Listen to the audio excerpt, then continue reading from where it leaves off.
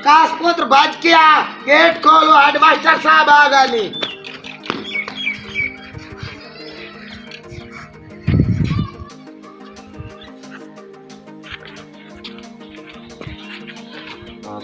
क्या हाल है पीटी साहब? ठीक अल्लाह के करम। खैरियत है? बिल्कुल राजी जी। असेंबली हो गई? जी हो गई जी। टीचर सारे आ गए? जी आ गए ना जी। कोई गैर हाजिर तो नहीं? नहीं जी देखो नहीं हाजिरी तो लगी। सारे आ गए।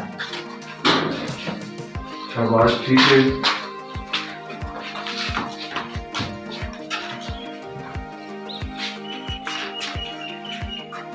क्या खैरियत है? ये शुक्र है। चलो आपकी अम्मी हाजिर जाओ तो चलो स्टाफ रूम में पीरियड के अंदर की क्लास है। चलो शाबाश। चलो पीरियड मेरा है जी। चल चल चल चल।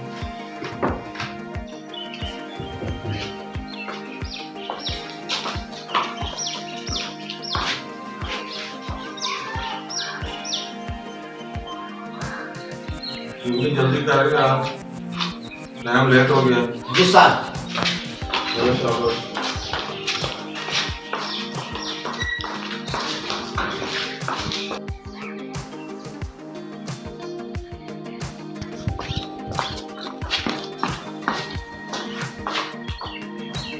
तो साहब सुनाओ केड़ी क्लास है पीरियड ਤੁਹਾਡਾ? मेरा पीरियड तो खाली है चानन साहब। अच्छा जी हाँ। ਤੁਹਾਡਾ? मेरा ही खाली है जी। वाह वाह वाह क्या बात ने। पीरियड का जी खाली। जी हाँ। कई गाल सुना रहा यार मुल्ला दा बैठे जो आ कुछ आ जा सुन। मास्टर चानन तेनू गाल सुनावा। Oh no. एक दीवार मैं चांद तू पूछया मैं दस मेरा महबूब कैसा। अच्छा मैनू उतराए गल्ला चान की थियां। ठीक है। उसमें आख्या भी पहले नंबर ते ये गल है कि मैं तेरे प्यो दा नौकर नहीं भाई मैं तेरी गल्ला बातां दसी रख। बिल्कुल ठीक तेन आख्या। दूसरे नंबर ते उस आख्या भी मैं उतारा ना बड़ा वलायत ते। मैं तो उत नजर आंदा कोई नहीं। जी जी। बड़ा पाक है। जी जी। ते मैं की हाल मालूम है। जी हां। त्रीजे नंबर ते उस मैनू ये गल कीती उस आख्या भी जेड़ियां अपनियां तोमतां ना जमीन दियां। जी जी। ये जमीन दी आती के रखियां करो मैनू विच मलवेस ना कीता करो।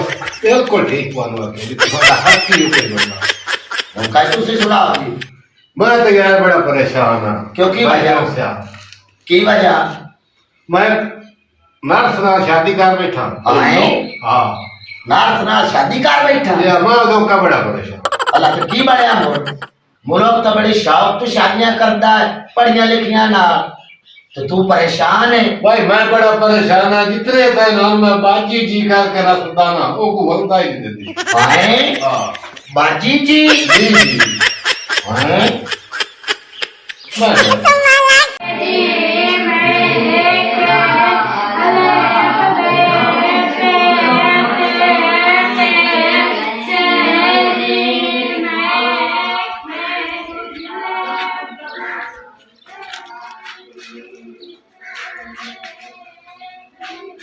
अस्सलाम वालेकुम जी। वालेकुम सलाम। ठीक उस्ताद चौसा साहब ਤੁਹਾਡਾ ਪੀਰੀਅਡ ਹੈ ਸਾਡੀ ਕਲਾਸ है की तू चल ते मैं आया मैं पीरियड पढ़ा के आवा। ठीक है जी ठीक। हां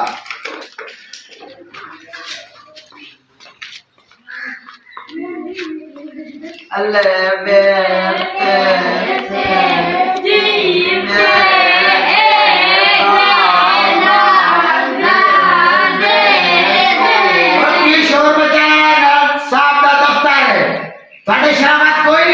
जी साढ़े शराबत कोई नहीं शराबत पानी पीवन क्यों है? अब अपने यार में लगाओ। Roll number 1 yes sir. Number 2 yes sir. Number 3 yes sir. Number 4 yes sir. Number 5 yes sir. Number 6 yes sir.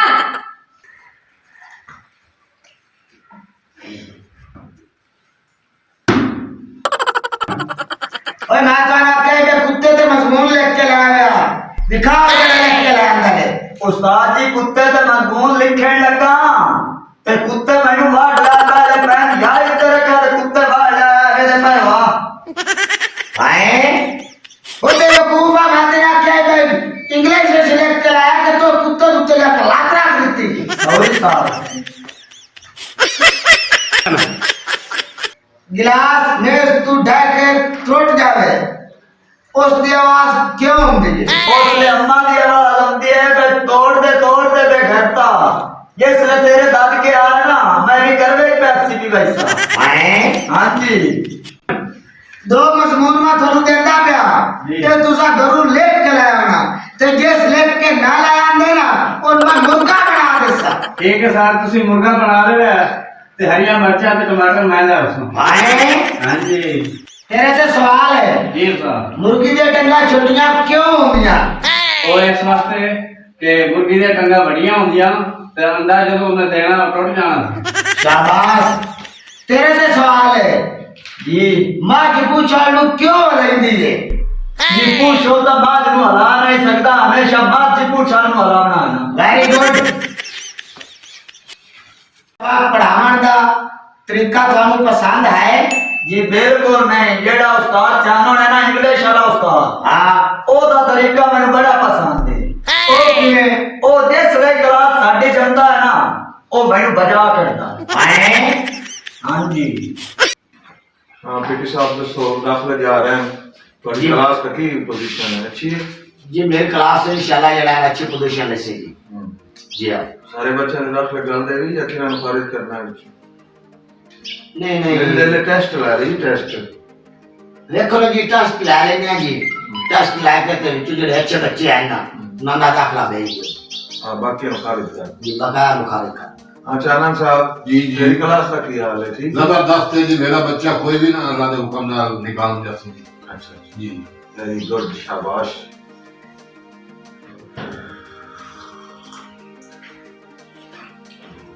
जो मालिक कितने दे सारे कितने पानी को नहीं बोटियां लाया साहब जी का दरखास्त देनी पड़सी हाँ नहीं तो है खाकरो भी नहीं आया आज गहरा दे या तो साहब की दरखास्त देनी पड़सी बड़ी गैर अर्जी करते हैं सर जी वेखो ना बड़े कम कोर्स है साडे बूटे तो सारे सुके पे साडे स्कूल दा कोई हाल नहीं रहा पे सफाई वाला ते ओ नहीं टाइम ते आंदा जी कोई सफाई नहीं हुंदी कोई मसला मसाइल जेड़े ना वो बड़े खड़े हो खलोते जी देखो सर जी तुसी असि किसी को चाक नहीं सकते साहब जी आज ऐसा सुबह 12 तो सफाई कराइए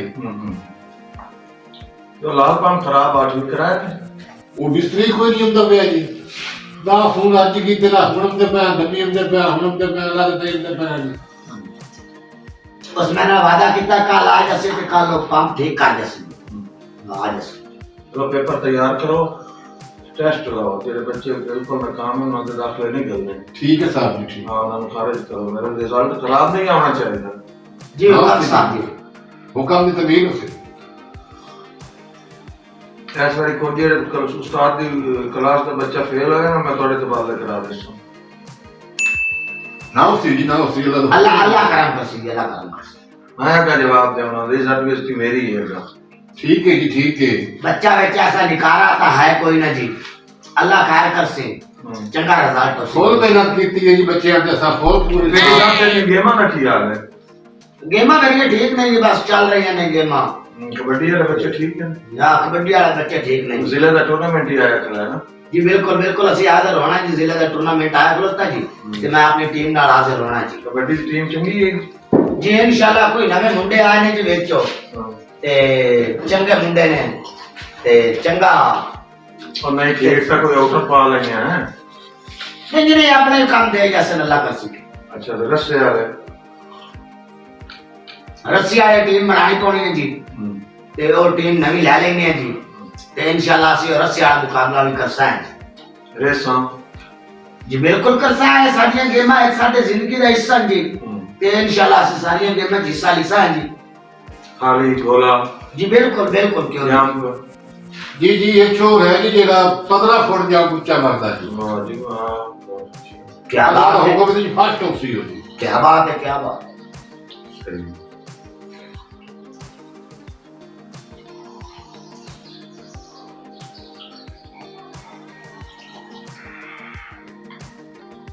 छुट्टी का टाइम चेंज ना कर देगी मौसम तब्दील हो गया जी बिल्कुल बिल्कुल मौसम तब्दील हो गया जी ते छुट्टी का टाइम हम तुसी कुछ तब्दील कर दियो के हाजिरी का टाइम थोड़ा तब्दील कर दियो थोड़े फर्क पा लो जी सही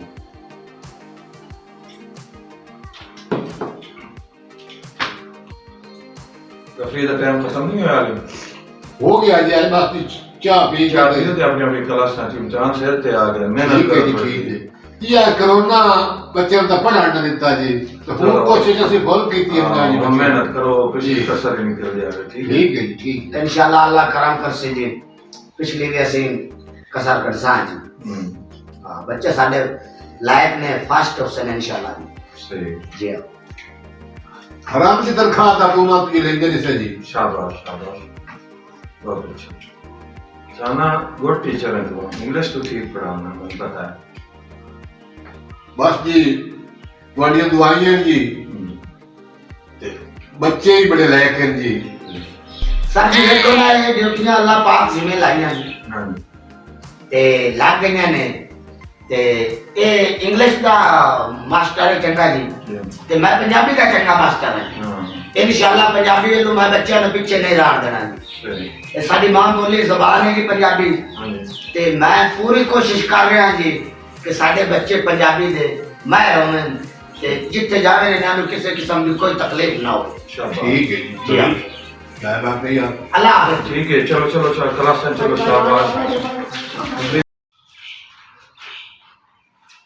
मैं तो किवें लगना बड़ा जबरदस्त बड़े लायक बच्चे हो जी ते मोरना अम्मा करते ਤੁਹਾਡੇ घर गल्ला वो किस वक्त है अगली गल तो मोर अम्मा ते तेनू ही पता है कि ते मजाक से कर उस्ताद जी मैं तो ट्यूशन वास्ते करंदा पिया जी ट्यूशन पढ़ना है ट्यूशन वास्ते हराम जी हां चलो ठीक है कर शाबाश बेटे शाबाश की दा फिक्रा बड़ा ਕੀ ਦਾ ਫਿਕਰ ਹੈ ਤੁਹਾਨੂੰ ਕੀ अरे ਹਾਂਜੀ